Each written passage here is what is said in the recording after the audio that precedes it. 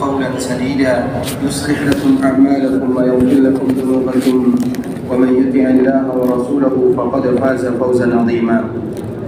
أما بعد فإن أصدق الحديث كتاب الله وخير الهدى هدى محمد صلى الله عليه وسلم وشر الأمور محدثاتها فإن كل محدثة بدعة وكل بدعة ضلالة.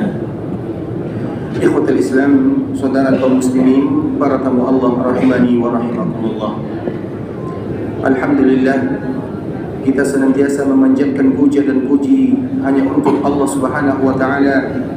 Allah yang melimpahkan kepada kita karunia kasih sayang, Allah yang memberikan kepada kita kesehatan dan kesempatan, dan Allah pula lah yang memberikan kepada kita hadiah dikala kita dimudahkan untuk melakukan perjalanan menuju tanah haram untuk beribadah kepada Allah Subhanahu wa taala. Allah mudahkan kita berjumpa dan bersua di Masjid Rasulullah sallallahu alaihi wasallam, yang tentunya itu merupakan kenikmatan yang luar biasa yang wajib dan selalu kita bersyukur kepada Allah Subhanahu wa taala. Kemudian salawat beriringkan salam semoga tetap senantiasa tercurahkan buat junjungan alam Nabi kita yang mulia, uswah dan qudwah kita bersama, Muhammad bin Abdullah sallallahu alaihi wasallam. Rasulullah sallallahu alaihi wasallam adalah seorang nabi dan seorang rasul yang betul-betul sayang kepada kita sebagai umatnya. Rasulullah sallallahu alaihi wasallam berjuang, Rasulullah sallallahu alaihi wasallam berkorban, dan semua itu tidak lain tidak bukan adalah demi kita sebagai umatnya. Rasulullah sallallahu alaihi wasallam betul-betul sayang kepada kita bersama ikhwatul Islam. Di antara salah satu bentuk kasih sayang Nabi sallallahu alaihi wasallam kepada kita sebagai umatnya, yaitu hadis yang senantiasa kita sampaikan, bahwa Nabi sallallahu alaihi wasallam menyebutkan likulli nabiyyin da'watun mustajabah, bahwa sesungguhnya setiap para nabi dan para rasul mereka diberikan oleh Allah Subhanahu wa taala doa yang dijanjikan untuk dikabulkan. Mereka menghabiskan waktu berkisar antara 6 sampai 7 bulan, dan selama itu pula lah Rasulullah sallallahu alaihi wasallam masih tinggal di rumah salah seorang sahabat yang bernama Abu Ayyub Al-Ansari radhiyallahu taala anhu.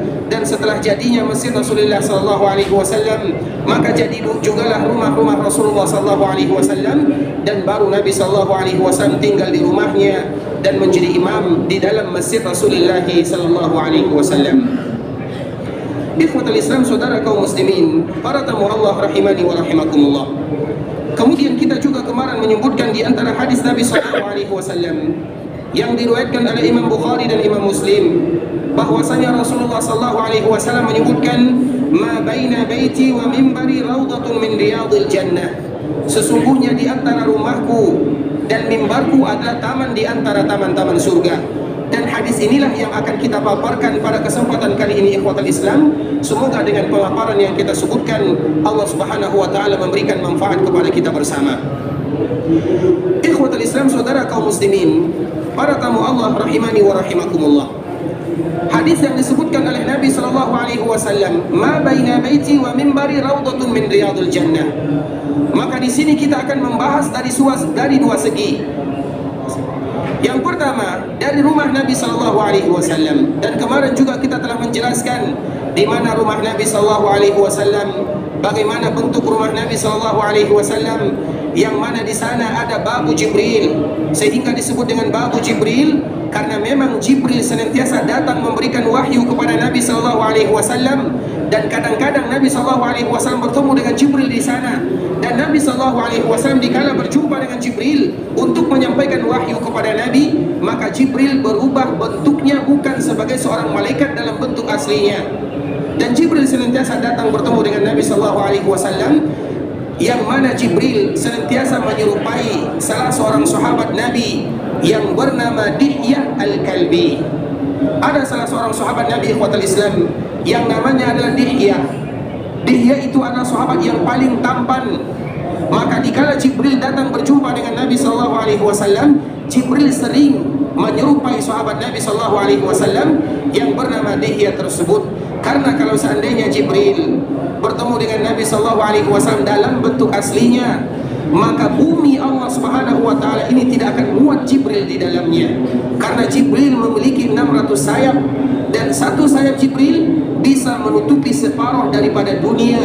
Bagaimana kalau seandainya Jibril memiliki 600 sayap? Dan begitulah kekuasaan Allah Subhanahu wa taala. Jadi bumi kalau dibandingkan dengan Jibril alaihi salam tidak ada apa-apanya.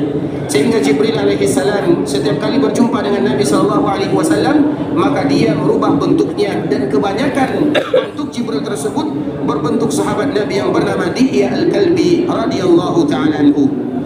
Ikhwatul Islam, saudara kaum muslimin, Nabi sallallahu alaihi wasallam menyebutkan ma baina baiti, di antara rumahku. Di dalam riwayat yang lain Nabi sallallahu alaihi wasallam menyebutkan ma baina hujrati, di antara kamarku. Di dalam riwayat yang lain Nabi sallallahu alaihi wasallam menyebutkan ma baina baiti Aisyah radhiyallahu taala anha. Dan ini merupakan hadis yang sangat jelas, di antara rumah ibunda kita Aisyah radhiyallahu taala anha. Berarti rumah yang disebutkan oleh Nabi sallallahu alaihi wasallam adalah rumah Aisyah, bukan rumah istri yang lainnya. Dan selalu kita sebutkan bagaimana kedudukan ibunda kita Aisyah di sisi Rasulullah sallallahu alaihi wasallam, seorang wanita yang mana Nabi sallallahu alaihi wasallam, Allah yang memerintahkan Nabi untuk menikah dengan ibunda kita Aisyah radhiyallahu taala anha. Berarti ibunda kita Aisyah adalah pilihan Allah kepada Nabi sallallahu alaihi wasallam untuk dijadikan istri di dunia, dan juga untuk dijadikan istri di akhirat sana dan di dalam surganya. Sehingga Rasulullah SAW menyebutkan dalam hadis yang lain yang lebih jelas, di antara rumah ibunda kita Aisyah, di antara rumah Aisyah, kata Nabi SAW, berarti bukan rumah istri Nabi yang lainnya. Sehingga nanti kita akan bisa mengambil dan menarik kesimpulan mana yang namanya raudhah. Raudhah itu ikhwatul Islam, jaraknya, batasannya adalah rumah ibunda kita Aisyah radhiyallahu taala anha. Kemudian apa kata Nabi SAW? Ma baina baiti wa mimbari raudhatun min riyadil jannah, di antara rumahku dan mimbarku adalah taman di antara taman-taman surga. Rumah Nabi kita tahu di mana lokasinya. Mimbar Nabi, sekarang kita berbicara tentang mimbar Nabi sallallahu alaihi wasallam. Sebelum kita menjelaskan tentang mimbar Nabi sallallahu alaihi wasallam ikhwatul Islam, maka alangkah indahnya kita ingin mengetahui kapan Nabi sallallahu alaihi wasallam ada mimbarnya. Dikala Nabi sallallahu alaihi wasallam datang ke kota Madinah, dikala masjid-masjid yang ada di Madinah, masjid Rasulullah sallallahu alaihi wasallam yang menjadi tiangnya adalah pohon korma. Dan Nabi sallallahu alaihi wasallam, dikala Nabi sallallahu alaihi wasallam memberikan ceramah, khutbah dan mau'izah serta tazkirah kepada sahabatnya, Nabi sallallahu alaihi wasallam memegang pohon korma tersebut. Lama demikian Nabi sallallahu alaihi wasallam melakukannya, sehingga kadang-kadang Nabi SAW berceramah dalam waktu yang lama, dan tidak mungkin Nabi SAW mendengarkan, atau tidak mungkin Nabi berdiri lama. Sedangkan sahabat Nabi SAW senantiasa bertambah dan bertambah. Sehingga ada dua hal yang menyebabkan kenapa Nabi SAW ada mimbar. Yang pertama ikhwatul Islam, karena Nabi sering khutbahnya lama, ceramahnya lama. Dan orang yang paling ahli di dalam ceramah adalah baginda yang mulia sallallahu alaihi wasallam. Apa buktinya ikhwatul Islam? Nabi sallallahu alaihi wasallam pernah ceramah setelah sholat subuh, Nabi berdiri. Kemudian Nabi ceramah menyampaikan kejadian-kejadian yang akan terjadi kepada umatnya. Kapan selesainya? Maka Nabi ceramah dari subuh sampai zuhur. Coba bayangkan, dari subuh sampai zuhur Nabi tidak pernah berhenti berbicara. Kemudian setelah masuk waktu zuhur, Nabi jeda sebentar, Nabi salat bersama para sahabatnya. Habis zuhur, Nabi SAW kembali lanjutkan ceramahnya sampai asar. Sampai waktu asar, jeda salat asar. Dari asar Nabi kembali melanjutkan. Coba bayangkan, siapa di antara kita yang bisa ceramah dari pagi sampai maghrib? Tidak ada. Namun Nabi SAW bisa melakukannya. Maknanya orang yang paling ahli di dalam berceramah, di dalam yang pandai menyampaikan adalah baginda yang mulia sallallahu alaihi wasallam. Sehingga di antara salah satu penyebab Nabi sallallahu alaihi wasallam ada mimbar adalah karena Nabi sering lama ceramahnya. Dan itu wajar ikhwatul Islam, karena di awal-awal datang ke kota Madinah, para sahabat Nabi SAW butuh tahu tentang agama Allah Azza wa Jalla. Sehingga Nabi SAW menyampaikan sedikit demi sedikit. Karena kalau seandainya Nabi SAW tidak lama ceramahnya, bagaimana nanti sahabat menyampaikan agama kepada kita bersama, dan agama itu banyak cabangnya ikhwatal Islam. Ilmu di dalam agama kita itu banyak cabangnya, sehingga Nabi SAW sampaikan kepada sahabat semuanya. Kemudian sahabat sampaikan kepada kita, yang mana sampai generasi ke generasi berikutnya. Dan dengan itulah Allah Subhanahu wa taala menjaga agama yang dibawa oleh baginda yang mulia sallallahu alaihi wasallam. Kemudian ikhwatul Islam, kenapa Nabi SAW ada mimbarnya? Karena manusia mereka sudah banyak. Sahabat Nabi SAW sudah mulai berdatangan ke kota Madinah, sehingga Nabi SAW kalau hanya bersandarkan di pelepah atau di pohon korma, maka Nabi SAW suaranya tidak didengarkan atau tidak jelas bagi mereka-mereka yang ada di belakang masjid Rasulullah SAW. Jadi ini merupakan dua alasan kenapa Nabi SAW ada mimbarnya. Kemudian ikhwatul Islam, mimbar Nabi SAW itu juga ada dua riwayat. Riwayat yang pertama menyebutkan bahwa Nabi SAW yang meminta untuk dibuatkan mimbar bagi dirinya. Makanya ada salah seorang wanita yang berasal dari Ansar.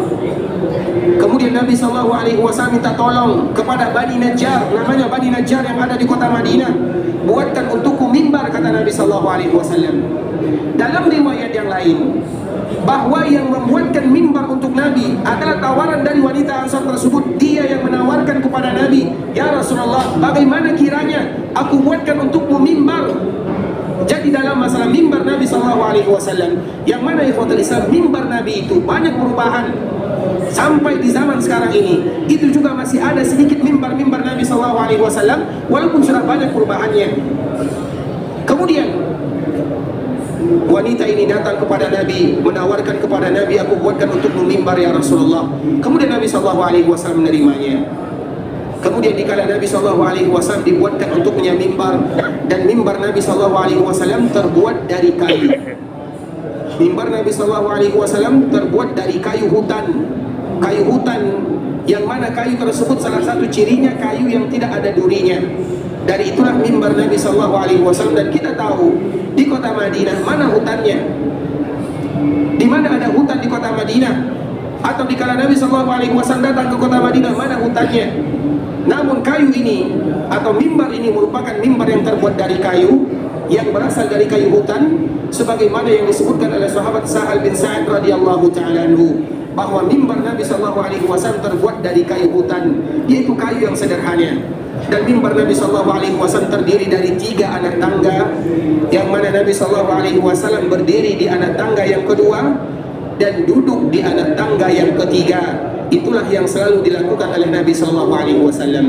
Sehingga ikhwatul Islam, dikala mimbar ini dibuatkan kepada Nabi SAW, maka Nabi SAW mulai naik ke atas mimbar tersebut. Dan ini pelajaran bagi kita bersama ikhwatul Islam.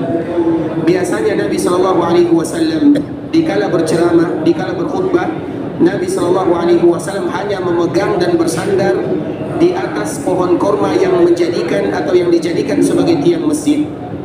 Kemudian pertama kali mimbar diantarkan di dalam masjid Rasulullah SAW, maka tentunya Nabi SAW tidak lagi memegang pohon korma tersebut. Nabi SAW naik ke atas mimbar.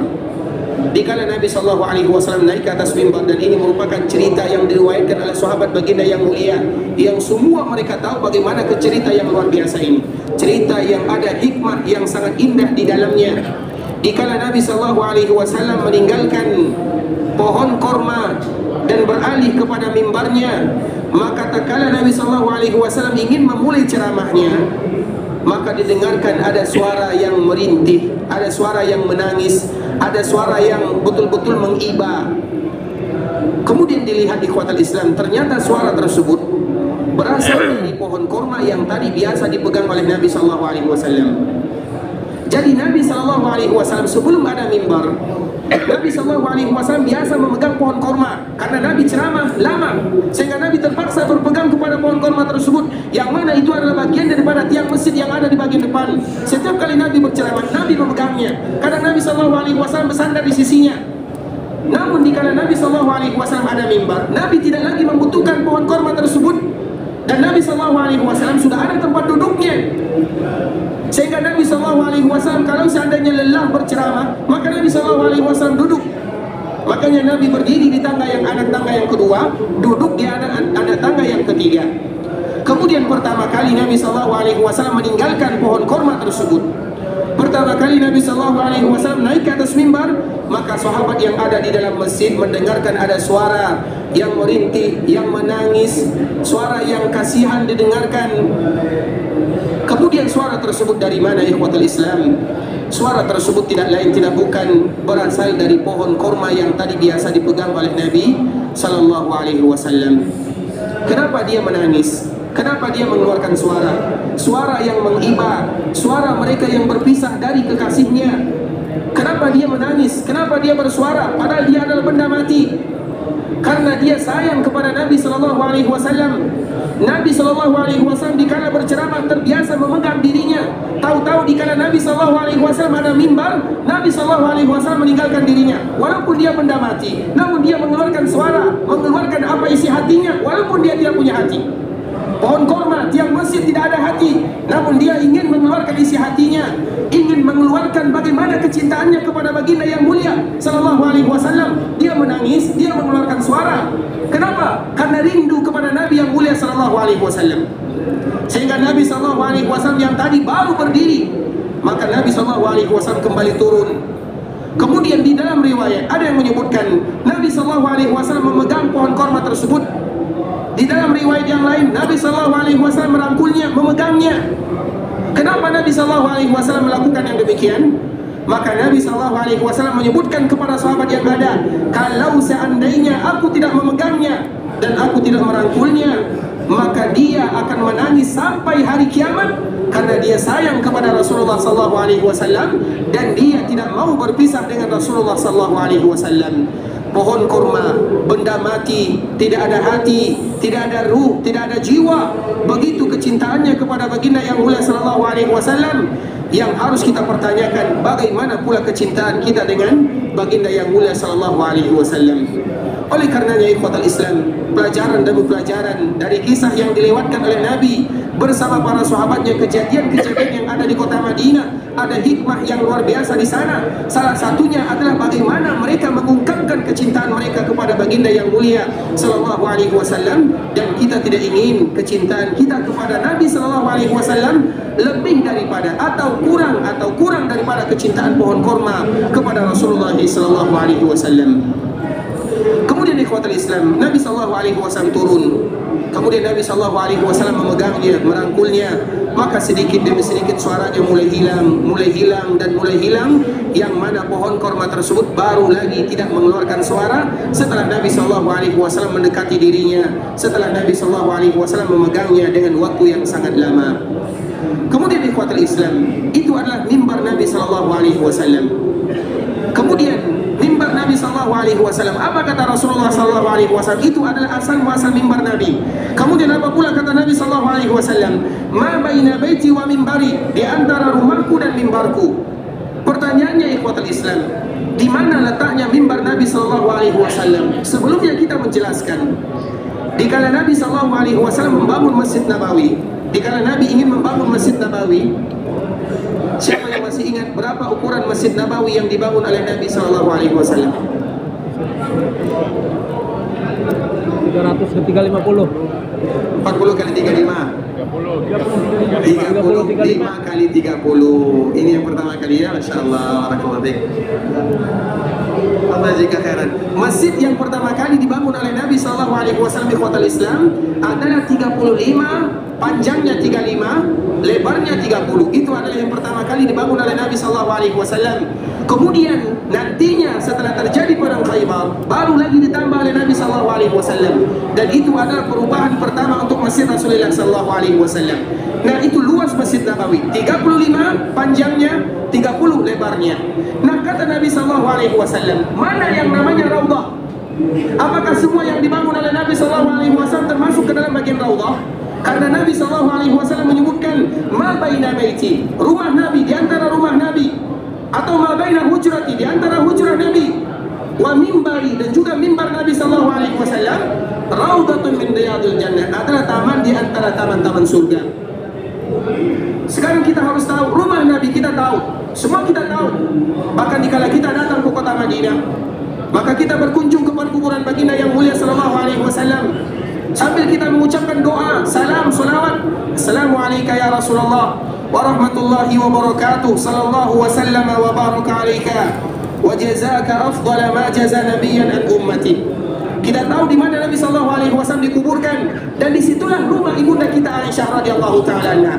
Dan disitulah awal daripada mimbar Nabi sallallahu, itulah awal daripada rumah Nabi sallallahu alaihi wasallam yang nanti disebut dengan Raudhah. Semua kita tahu. Sekarang pertanyaan yang berikutnya, mimbar Nabi sallallahu alaihi wasallam di mana posisinya? Sehingga Nabi sallallahu alaihi wasallam menyebutkan, "Ma baina baiti wa mimbari", berarti di antara rumah Nabi dengan mimbar Nabi. Kalau seandainya kita tahu di mana mimbar Nabi, maka kita akan tahu jaraknya berapa. Apakah mimbar Nabi di bagian tengah masjid, atau di bagian samping masjid, atau di ujung masjid? Siapa yang tahu di mana mimbar Nabi sallallahu alaihi wasallam? Karena dikala kita tahu di mana mimbar Nabi, disitulah nanti yang namanya ada Raudhah. Berarti tidak semua bagian masjid yang dibangun oleh Nabi sallallahu alaihi wasallam masuk ke dalam hadis yang disebutkan oleh Nabi, karena Nabi memberikan jarak dan batasan. Ma baina baiti wa mimbari, di antara rumahku dan mimbarku ada taman di antara taman-taman surga. Berarti sebagian para ulama menyebutkan tidak semua masjid yang dibangun oleh Nabi, luasnya panjangnya 35, lebarnya 30, masuk ke dalam bagian daripada Raudhah. Karena Raudhah itu antara rumah Nabi dan mimbar Nabi. Sekarang mana mimbar Nabi sallallahu alaihi wasallam? Di mana posisi mimbar Nabi sallallahu alaihi wasallam? Ada yang tahu? Di rumah Abu Bakar. Di mana rumah Abu Bakar, Pak? Sebelahnya Aisyah. Berarti sebelahnya Aisyah di bagian batasan rumah sana. Berarti tidak sampai mimbar. Di sana bagian timur, di sana bagian barat. Rumah Aisyah di bagian timur. Rumah Abu Bakar di mana? Rumah Abu Bakar di bagian depan. Berarti salah ya, Pak ya. Baik, barakallahu fiik, Allah jika khairan. Mimbar Nabi sallallahu alaihi wasallam di kota Islam, dia berada di bagian barat, namun tidak sampai di ujung masjid yang tadi dibangun oleh Nabi sallallahu alaihi wasallam. Sehingga para ulama memberikan jarak di mana Nabi sallallahu alaihi wasallam meletakkan mimbarnya. Nabi sallallahu alaihi wasallam meletakkan mimbarnya di bagian dalam masjid di kota Islam, yang mana jarak mimbar Nabi dengan dinding Masjid Nabawi itu sebagai bisa anak kambing melewatinya. Itulah jarak mimbar Nabi dengan dinding Masjid Nabawi. Itu jarak dinding dengan mimbar Nabi. Kemudian jarak mimbar Nabi dengan rumah Nabi sallallahu alaihi wasallam itu berkisar antara berapa? Siapa yang tahu? Kira-kira ikhwatul Islam ini dikira-kira sekitar 53, 56, 57 zira', yaitu 57 hektar. Berarti berkisar antara 15 atau berkisar antara 25 sampai 26 meter. Kita paham posisinya, kita contohkan ikhwatul Islam. Ini masjid Nabi sallallahu alaihi wasallam. Anggaplah ini masjid Nabi sallallahu alaihi wasallam.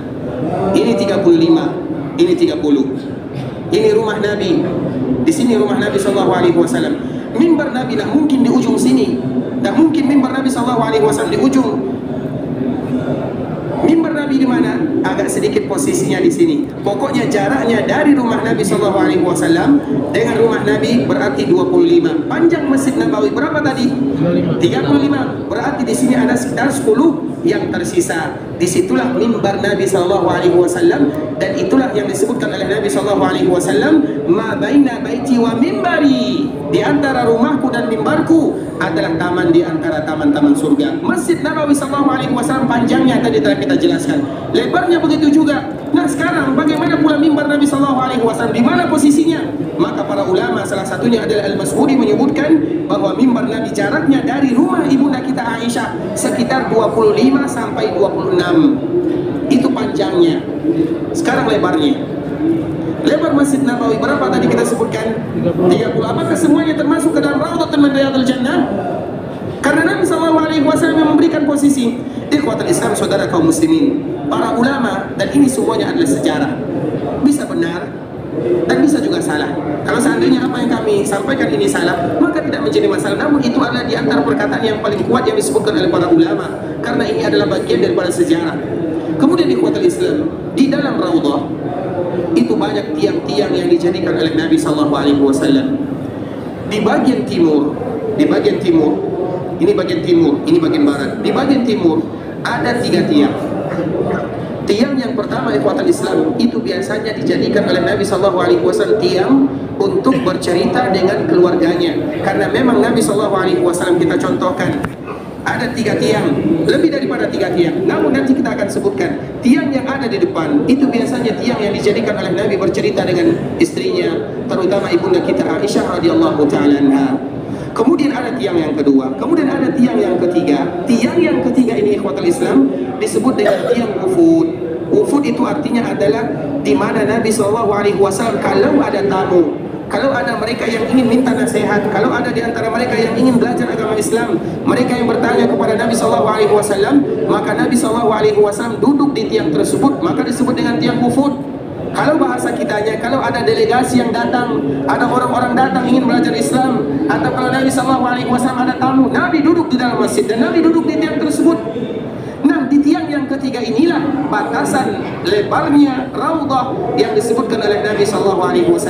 Kalau seandainya diukur, kalau seandainya kita ukur ikhwatul Islam, kurang lebih 30 sampai 35 zira', yaitu berkisar antara 15-16 meter lebarnya dari kalau seandainya kita tarik dari rumah ibunda kita Aisyah radhiyallahu taala anha.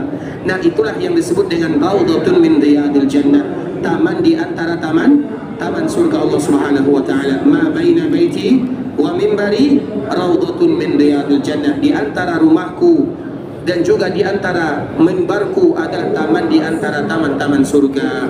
Insyaallah semuanya paham ya mana yang namanya raudhah, di mana masjid Rasulullah SAW, berapa luas Masjid Nabawi, kemudian mana tempat yang betul-betul disebutkan oleh Nabi SAW, jaraknya berapa. Kalau seandainya tadi kita menyebutkan Nabi SAW membangun masjid lebih daripada 35 meter misalnya, Ustaz, apakah kita tidak memasukkan sisanya tersebut ke dalam bagian daripada raudhah? Sebenarnya kita ingin mau memasukkannya, tidak menjadi masalah. Namun Nabi sendiri yang memberikan batasan, ma baina baiti wa minbari raudhatun min riyadil jannah, di antara, dan kita tahu biasanya para orang-orang Arab dikala menggunakan kalimat baina di antara, misalnya di antara kelas ini dan di antara kelas ini, maka kedua kelas ini tidak masuk ke dalamnya. Itu disebut dengan di antara. Di antara ini dan di antara ini, maknanya apa? Di antaranya yang kedua ini tidak masuk. Berarti di antara rumahku dan mimbarku, kata Nabi. Apakah rumah Nabi SAW masuk? Apakah mimbar SAW masuk? Itulah di antara maknanya, itulah maknanya di antara ma baina baiti wa mimbari. Sehingga rumah Nabi SAW tidak bisa dihitung sebagai masjid, karena Nabi menyebutkan ma baina baiti. Dan kita tahu rumah Nabi SAW ada rumah Nabi. Rumah Nabi di kala Nabi SAW bersama dengan ibunda kita Aisyah radhiyallahu taala anha, belum lagi rumah Nabi SAW yang lainnya. Itulah yang disebut dengan raudhah, yang apabila Allah Subhanahu wa taala berikan kepada kita kesempatan datang ke kota Madinah, maka itu merupakan tempat yang dianjurkan bagi kita untuk datang ke sana. Bahkan kita rela antrian, kita masuk ke raudhah untuk bisa melakukan ibadah di sana. Dan itulah yang kita harapkan ikhwatul Islam dari hadis Nabi SAW, ma baina baiti wa minbari raudhatun min riyadil jannah. Kemudian ikhwatul Islam, yang kita ingin kembali jelaskan maknanya. Apa makna daripada hadis Nabi SAW? Karena ada pelajaran yang banyak sekali dari hadis Nabi SAW. Apa makna ma baina baiti wa minbari raudhatun min riyadil jannah? Dan hadisnya bukan satu, banyak riwayat yang disebutkan oleh Nabi SAW, yang mana antara satu riwayat dengan riwayat yang lainnya akan mendukung satu dengan yang lainnya, kecuali satu riwayat yang kemarin kita sebutkan. Kemarin kita sebutkan satu riwayat. Siapa yang masih hafal riwayatnya? Riwayat yang syadzun. Siapa yang hafal? Silakan. Ma baina, angkat suaranya, barakallahu fiik. Ma baina qabri wa minbari raudhatun min riyadil jannah. Apa derajat hadisnya? Syadz, kemarin kita sebutkan ya, syadzun. Jadi ada hadis ikhwatul Islam yang sedikit berbeda dengan yang lainnya. Nabi SAW menyebutkan ma baina qabri wa minbari. Hadis ini bertentangan dengan hadis-hadis yang nanti akan kita bacakan. Di antara perkuburanku Dan Nabi kita tahu Nabi SAW masih hidup, dan para sahabat Nabi SAW di kala Nabi meninggal mereka berbeda. Di mana kita akan menguburkan baginda yang mulia SAW?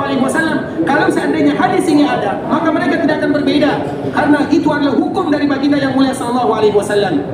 Sehingga hadis ini ikhwatul Islam disebutkan oleh para ulama dengan hadis yang berbeda dari riwayat-riwayat yang lainnya. Makanya riwayat itu ada 3. Ma baina baiti, di antara rumahku, itu riwayat yang pertama. Riwayat yang kedua, ma baina hujrati, di antara kamarku, kata Nabi. Karena memang Nabi ikhwatul Islam, kamar Nabi atau rumah Nabi, Nabi ada rumah. Yang mana rumah Nabi itu juga kamar Nabi. Maknanya Nabi tidak ada kamarnya, berarti hanya satu ruangan saja. Karena rumah Nabi SAW kecil. Rumah Nabi SAW sangat kecil ikhwatul Islam. Namun Nabi adalah manusia yang paling bahagia yang ada di dunia. Kemudian riwayat yang ketiga, ma baina baiti Aisyah, di antara rumah ibunda kita Aisyah. 3 riwayat inilah ikhwatul Islam yang dikuatkan oleh para ulama. Ada yang dikeluarkan oleh Imam Bukhari, ada yang dikeluarkan oleh Imam Ahmad, ada yang dikeluarkan oleh Imam At-Tabarani dan juga Imam Ibn yang lainnya. Ada satu riwayat yang menyelisihi riwayat-riwayat yang lainnya, yaitu ma baina qabri, di antara perkuburanku, kata Nabi SAW. Kemudian ikhwatul Islam, Nabi SAW menyebutkan ma baina baiti wa mimbari raudatun min riyadul jannah wa mimbari, ini sambungan hadisnya, wa mimbari ala haudi, dan mimbarku berada di haudku. Kita akan jelaskan ikhwatul Islam. Sebelum kita menjelaskan kalimat yang terakhir, kita akan menjelaskan kalimat yang pertama. Apa makna daripada raudatun min riyadul jannah?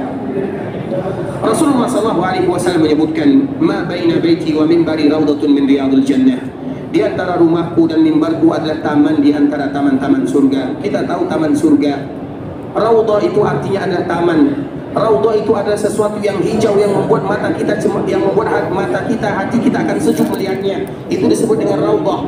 Ma baina baiti wa mimbari raudatun min riyadil jannah. Kenapa Nabi SAW menyebut itu sebagai raudhah ikhwatul Islam? Raudhah itu adalah yang turun di dalamnya rahmat dan kasih sayang. Raudhah itu adalah yang turun di dalamnya sakinah. Raudhah itu yang turun di dalamnya kenyamanan dikala kita beribadah kepada Allah Subhanahu wa taala. Sehingga para ulama menyebutkan, ada beberapa perkataan para ulama untuk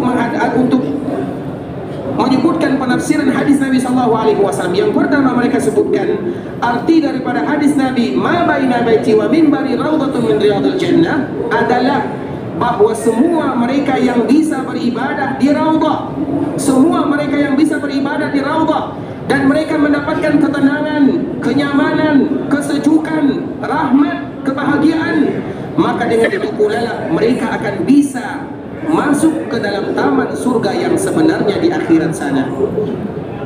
Jadi bukan main-main pahalanya ikhwatul Islam. Yang pertama disebutkan oleh para ulama, barang siapa yang beribadah di raudhah, maka seolah-olah beribadah di dalamnya mengantarkan kita kepada raudhah yang sebenarnya di dalam surga. Itu pendapat perkataan para ulama yang pertama. Sehingga kenapa kita harus berebutan, kita harus antrian, karena kita ingin beribadah di dalamnya, karena kita ingin sampai ke surga Allah Subhanahu wa taala. Bukankah cita-cita kita bersama masuk ke dalam surga dan selamat dari api neraka Allah Subhanahu wa taala? Bukankah Nabi SAW menyatakan haulaha nudandin, seputar itulah kita senantiasa meminta kepada Allah. Apa yang diminta? Yaitu bagaimana kita masuk surga, selamat dari api neraka. Haulaha nudandin, kata Nabi. Bukankah itu yang disebutkan oleh Allah Subhanahu wa taala? Faman zuhziha 'anil nari wa udkhilal jannata faqad faz. Mereka yang beruntung sebenarnya mereka yang selamat dari neraka, yang masuk dalam surga. Makanya di antara salah satu bisa masuk dalam surga ikhwatul Islam, terutama bagi kita yang diberikan kesempatan datang ke kota Madinah, adalah raudhah. Karena dengan kita beribadah di sana, rahmat diturunkan oleh Allah, kasih sayang diturunkan oleh Allah, dan kita berharap kepada Allah Subhanahu wa taala. Dikala kita bisa beribadah dan sampai ke raudhah yang ada di dunia, kita pun bisa masuk ke dalam raudhah yang ada di dalam surga. Allahumma amin. Kemudian yang kedua ikhwatul Islam, kenapa disebut dengan taman di antara taman-taman surga? Karena memang raudhah ini selalu kita sebutkan, Masjid Nabawi yang menentukan lokasinya siapa? Allah Subhanahu wa taala. Allah yang memilih. Yang dijadikan tanah haram itu mana? Allah Subhanahu wa taala yang menyebutkan kepada baginda yang mulia sallallahu alaihi wasallam. Sehingga raudhah itu betul-betul diturunkan oleh Allah Subhanahu wa taala dari surga. Sebagaimana Hajar Aswad yang ada di Mekah diturunkan oleh Allah Subhanahu wa taala dari surga. Di Mekah ada Hajar Aswadnya yang berasal dari surga. Di Madinah ada raudhahnya yang juga sama-sama berasal dari surga. Karena Mekah ada tanah haram,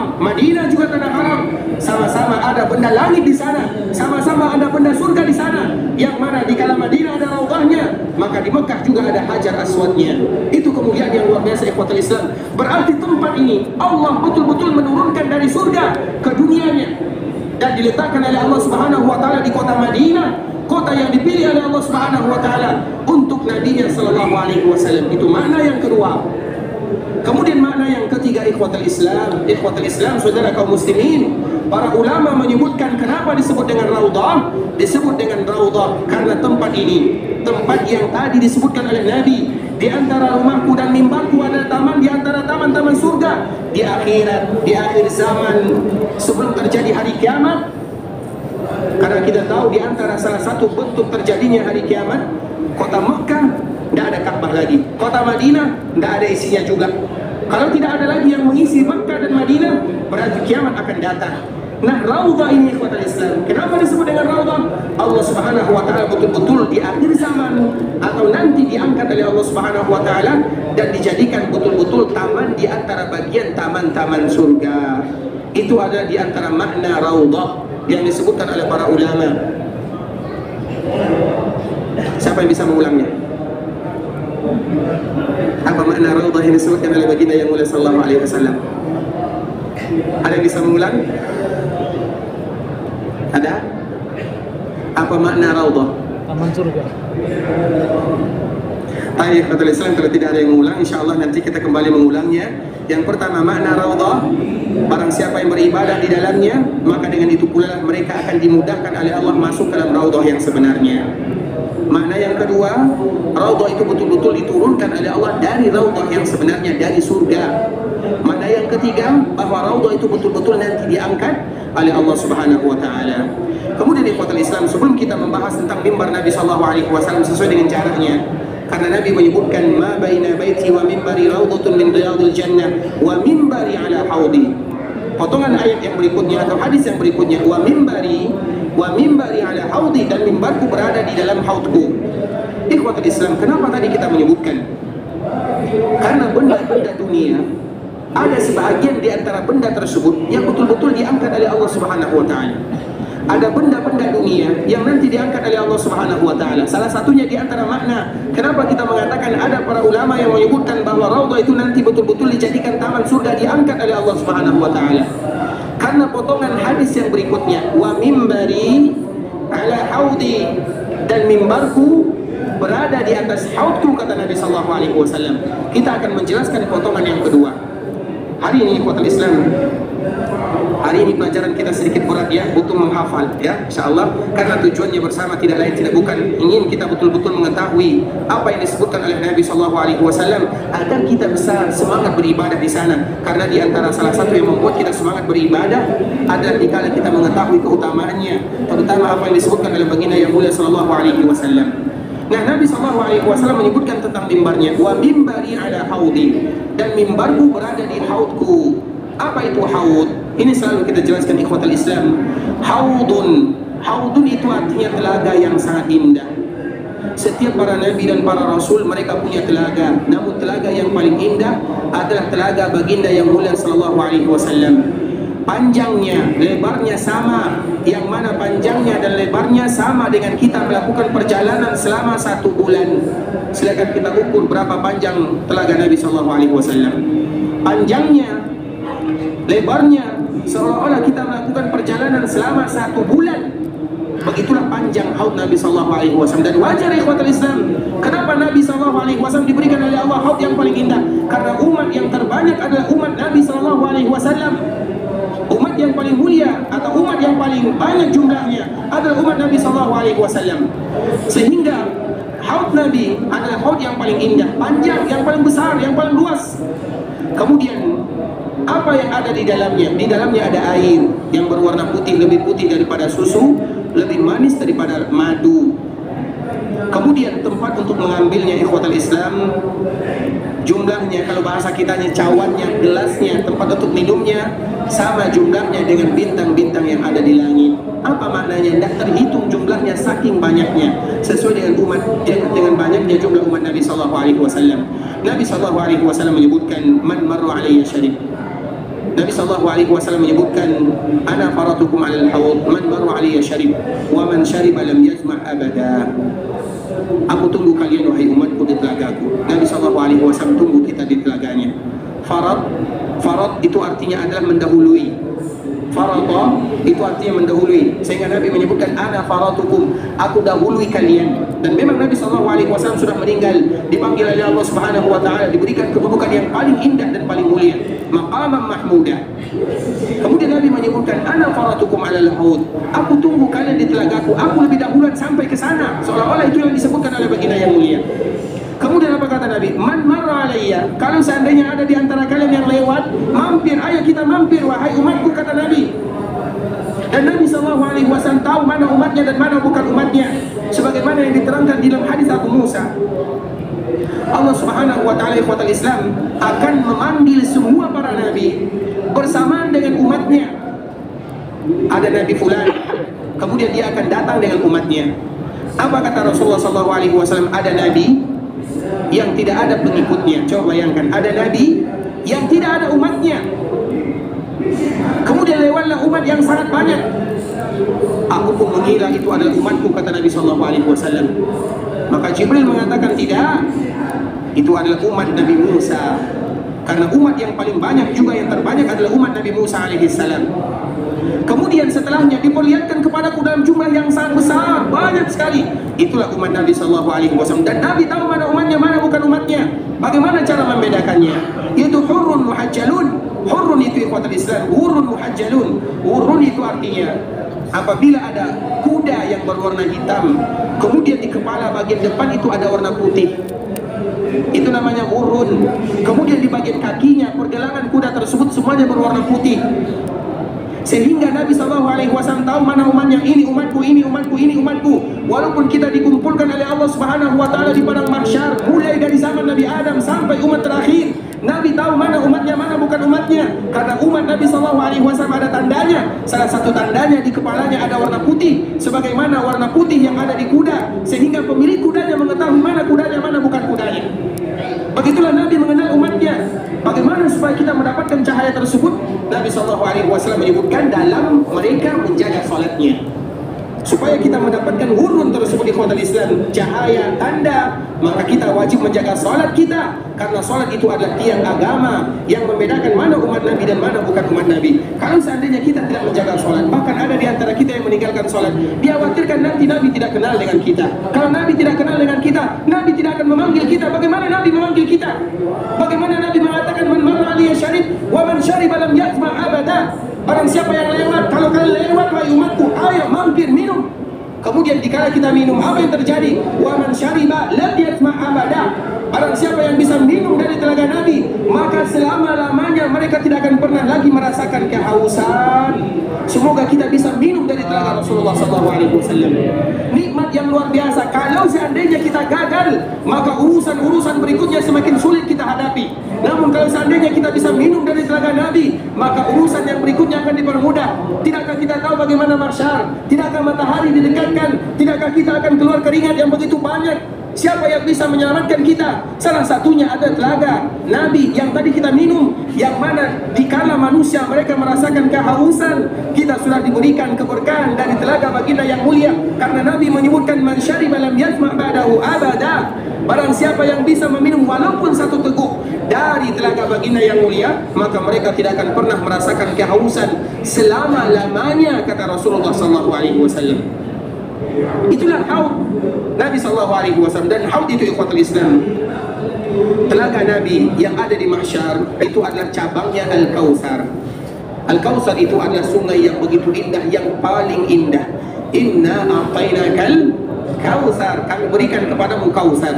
Kautsar itu dari segi bahasa diambil dari kata-kata katsara, dihilangkan wawnya, waw itu tambahan. Katsara, katsara itu apa? Yaitu kasur. Kasur itu apa artinya? Banyak. Itu kebaikan yang sangat banyak, kebaikan-kebaikan yang sangat banyak. Maka diambil dari kata-kata Kautsar. Sehingga Kautsar itu para ulama mereka berbeda apa maknanya. Walaupun yang paling kuat sebagaimana disebutkan oleh Abdullah bin Abbas, mufassirul Quran, orang yang paling ahli di dalam menafsirkan Al-Quran, dia menyebutkan sungai yang paling indah, sungai yang paling indah yang diberikan untuk Nabi di dalam surga. Dan sungai ini ada cabangnya.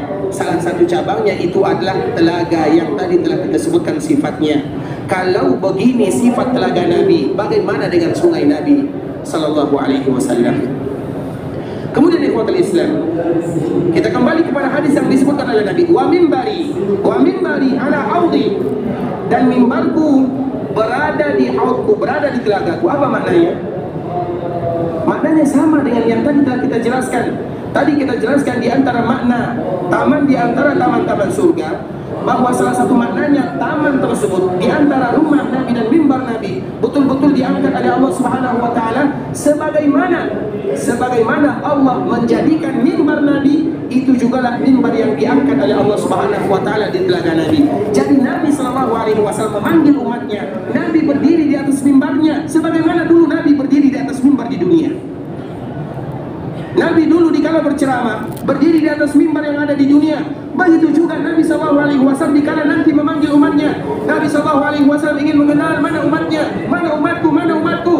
Mari sini, man mara alaihi syarib, siapa yang lewat ayo kita minum semuanya. Nabi SAW di mana dia? Nabi SAW berdiri di atas mimbarnya. Mimbar yang mana? Mimbar yang dulu ada di dunia. Kemudian ikhwatal Islam, di mana mimbar Nabi sallallahu alaihi wasallam? Nabi menyebutkan wa mimbari ala haudi, dan mimbarku berada di atas telaga tersebut. Berarti mimbar yang dulu dijadikan Nabi sallallahu alaihi wasallam tempat berdiri, yang situ pula lah berdirinya Abu Bakar dan Umar, dan juga sahabat-sahabat yang lainnya Utsman dan Ali radhiyallahu taala anhum ajma'in. Itulah mimbar yang nanti diangkat oleh Allah Subhanahu wa taala, yang dijadikan bagian daripada surga atau bagian daripada di akhirat sana. Sehingga Nabi sallallahu alaihi wasallam kembali berdiri di atas mimbarnya sebagaimana dulu berdiri di atas mimbar yang ada di dunia. Kemudian Nabi sallallahu alaihi wasallam memanggil umatnya, man marra alayya syarib wa man syariba lam yazma abada. Wahai umatku, aku tunggu kalian di telagaku. Barang siapa yang lewat, ayo mampir minum dari telagaku. Dan barang siapa yang minum dari telagaku, lam yazma abada, mereka tidak akan pernah lagi merasakan kehausan selama-lamanya. Itu merupakan di antara kabar gembira ikhwatul Islam. Di samping itu juga kita mendapatkan bagaimana sayangnya, cintanya Rasulullah SAW kepada kita bersama, di mana Nabi SAW mengatakan, ana faratukum alal haud. Wahai umatku, perjumpaan kita, karena Nabi di antara salah satu cita-citanya adalah sebagaimana yang disebutkan riwayat ini ada dua. Yang pertama dikala Nabi berada di perkuburan Baqi', yang kedua dikala Nabi SAW berada di akhir kehidupannya, di mana sebelum Nabi SAW meninggal 13 hari sebelum Nabi meninggal, maka Nabi berkunjung ke perkuburan syuhada Uhud, dan Nabi juga berkunjung ke perkuburan Baqi'. Kemudian apa kata Nabi SAW? Wadidna law anna qad ra'ayna ikhwanana. Di antara keinginan Nabi SAW, Nabi ingin sekali berjumpa dengan kita sebagai umatnya. Dan semoga Allah betul-betul jumpakan kita dengan Nabi SAW. Wadidna law anna qad ra'ayna ikhwanana. Itulah yang diucapkan oleh Nabi dikala Nabi berada di Baqi', dan 13 hari berarti 2 minggu sebelum Nabi meninggal, Nabi mengatakan wadidna law anna qad ra'ayna ikhwanana. Aku ingin berjumpa sekali dengan umatku, dengan kawan-kawanku, dengan teman-temanku, dengan saudara-saudaraku. Sehingga sahabat yang ada mereka bertanya, ya Rasulullah, bukankah kami yang ada bersamamu ada saudaramu? Bukan, kata Nabi, kalian sahabatku, saudaraku, yang aku tidak pernah berjumpa dengan mereka dalam kehidupan dunia, namun mereka beriman kepadaku, mereka cinta kepadaku, mereka mempelajari tentang sunnahku. Itulah sahabat Nabi, atau itulah saudara-saudara Nabi. Mereka yang ingin selalu kenal dengan Nabinya, mereka yang ingin mempelajari sejarah Nabinya, mereka yang ingin tahu tentang sunnah Nabinya, dan mereka yang ingin menerapkan sunnah Nabi dalam kehidupan sehari-harinya. Itulah saudara Nabi yang Nabi ingin berjumpa dengannya. Sehingga ikhwatul Islam, jangan pernah bosan. Kalau kita cinta kepada Nabi, maka belajarlah tentang Nabi, belajarlah tentang akhlak Nabi, belajarlah tentang sejarah Nabi, belajarlah tentang sunnah Nabi. Mereka yang mengatakan saya cinta kepada Nabi, kemudian mereka tidak mau melakukan apa yang tadi telah kita sebutkan, berarti cinta mereka adalah cinta dusta kepada baginda yang mulia sallallahu alaihi wasallam. Karena seseorang yang cinta, kita cinta kepada anak kita, kita cinta kepada istri kita, kita akan berkorban. Dan manusia yang paling kita cintai adalah Nabi sallallahu alaihi wasallam. Tidakkah kita berkorban untuk mencintai Nabi sallallahu alaihi wasallam? Cinta itu butuh perjuangan, cinta itu butuh pengorbanan, sebagaimana kita cinta kepada manusia. Dan yang paling kita cintai adalah baginda yang mulia. Kita harus berkorban. Apa yang harus kita korbankan? Kita korbankan waktu kita untuk belajar tentang Nabi, untuk tahu tentang sejarah Nabi, untuk tahu tentang sunnah Nabi, dan kita bangga dengan Nabi sallallahu alaihi wasallam. Itulah cinta yang akan bisa mengantarkan kita berjumpa dengan Nabi sebagaimana Nabi ingin berjumpa dengan kita bersama. Dan semoga ikhwatul Islam bisa kita terapkan cinta yang sebenarnya kepada Rasul kita yang mulia sallallahu alaihi wasallam. Cinta itu adalah pengorbanan, cinta itu adalah perjuangan. Mereka yang cinta kepada Nabi namun mereka tidak mau tahu tentang nabinya, tidak mau tahu tentang sejarah nabinya, tidak mau membaca hadis nabinya, tidak mau bangga dengan sunnah nabinya, berarti cinta yang mereka berikan kepada nabinya adalah cinta palsu dan cinta dusta. Ibarat mereka yang bertepuk sebelah tangan dan Nabi sallallahu alaihi wasallam tidak akan ridha kepada umatnya dikala mereka tidak mau belajar tentang nabinya sallallahu alaihi wasallam. Sehingga kita ikhwatul Islam, dikala Allah berikan kepada kita kesempatan datang ke kota Madinah, sedikit demi sedikit kita bercerita tentang Nabi, bersejarah, membaca sejarah Nabi, mengetahui hadis Nabi, mengetahui sunnah Nabi. Tujuan kita hanya satu, semoga kita betul-betul cinta kepada Nabi dan semoga Nabi betul-betul juga cinta kepada kita. Karena bisa jadi ada umat Nabi yang cinta kepada nabinya namun nabinya tidak cinta kepada dirinya. Kita tidak ingin demikian. Kita ingin cinta kita kepada Nabi dan cinta kita tersebut sampai kepada Nabi dan ada balasan cinta tersebut dari Nabi kepada kita. Sehingga itulah yang disebutkan oleh para ulama, laisa sya'nu an tuhib walakinna sya'na an tuhab. Permasalahannya bukan bagaimana kalian mencintai Nabi, tapi bagaimana supaya kalian dicintai oleh Nabi. Kalau kita mencintai Nabi, semua kita mengatakan diri kita cinta kepada Nabi, tapi apakah Nabi cinta kepada kita? Kita tidak tahu jawabannya. Hanya saja yang bisa kita lakukan, berusaha untuk mengenal Nabi, mengetahui Nabi, karena kadar cinta kita kepada Nabi sesuai dengan pengetahuan kita kepada Nabi sallallahu alaihi wasallam. Semakin luas pengetahuan kita tentang Nabi, berarti semakin dalam cinta kita kepada Nabi. Dengan itulah kita bisa akan berkorban, berjuang, melakukan segalanya demi mencintai Nabi sallallahu alaihi wasallam. Ikhwatul Islam, saudara kaum muslimin, para tamu Allah rahimani wa rahimakumullah. Sampai di sini perjumpaan kita bersama. Tentunya yang benar dari Allah Subhanahu wa taala, yang salah dari diri kami pribadi karena kurangnya ilmu kami, karena kebodohan dan kejahilan kami. Kalau seandainya ada kata-kata yang salah, kata-kata yang silap, kata-kata yang kurang berkenan di hati, kami mohon dimaafkan. Dan insyaallah pembahasan tentang masalah raudhah masih akan kita lanjutkan pada pertemuan berikutnya. Namun kalau ada di antara kita yang ingin meninggalkan kota Madinah, semoga Allah Subhanahu wa taala menjaga mereka semua. Kalau ada di antara mereka yang ingin pergi ke kota Makkah untuk beribadah, semoga Allah menerima semua amal ibadah yang mereka lakukan dan semoga Allah kabulkan semua permintaan mereka kepada Allah Subhanahu wa taala. Kalau ada di antara kita yang ingin pulang ke kampung halamannya, semoga Allah jumpakan mereka kembali bersua, berjumpa dengan keluarganya dalam keadaan sehat wal afiat. Allahumma taqabbal minna salatana wa siyamana wa du'aana wa ruku'ana wa sujudana wa kull ibadatin ya Allah, innaka antas samiul alim wa tub alaina innaka antat tawwabur rahim. Rabbana zalamna anfusana wa illam taghfir lana wa tarhamna lanakunanna minal khasirin. Rabbana atina fid dunya hasanah wa fil akhirati hasanah wa qina adzabannar. Wa sallallahu wa sallim ala nabiyyina wa khalilina Muhammadin wa ala alihi wa sahbihi wa sallam tasliman katsira. Subhana rabbika rabbil izzati amma yasifun wa salamun alal mursalin. Walhamdulillahi rabbil alamin. Wassalamu alaikum warahmatullahi wabarakatuh.